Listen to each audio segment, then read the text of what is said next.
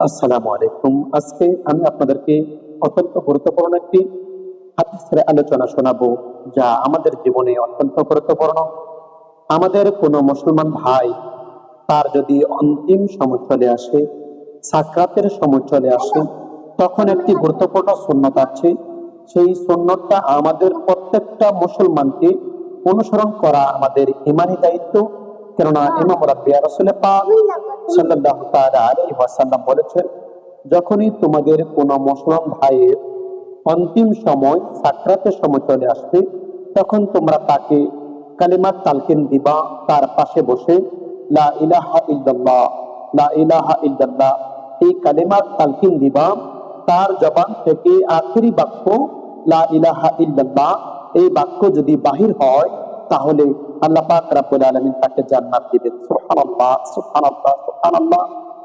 এই গুরুত্বপূর্ণ হাদিসটি যদি আমরা অন্য একটি হাদিস থেকে রেফারেন্স টানি, আমরা যদি আবু দাউদ শরীফের 3116 নম্বর হাদিসের আলোচনা শুনি, আমরা যদি আবু দাউদ শরীফের 3116 নম্বর হাদিসের আলোচনা শুনি, ইমামুল আম্বিয়া রাসূল পাক সাল্লাল্লাহু তাআলা আলাইহি সাল্লাম বলেছেন, যে ব্যক্তির আখেরি কালিমা লা ইলাহা ইল্লাল্লাহ হবে, ওই ব্যক্তি জান্নাতে যাবে।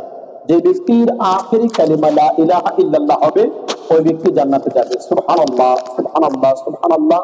বিশেষ করে আমরা যদি ইবনে মাজার 3796 নম্বর হাদিসের আলোচনা শুনি, আমরা যদি ইবনে মাজার 3796 নম্বর হাদিসের আলোচনা শুনি, ওখানে ইমামুল আম্বিয়া রাসূল পাক সাল্লাল্লাহু তাআলা আলাইহি ওয়াসাল্লাম আমাদেরকে সুন্দরভাবে বলেছেন যে তোমাদের যার আখেরি কালিমা হবে লা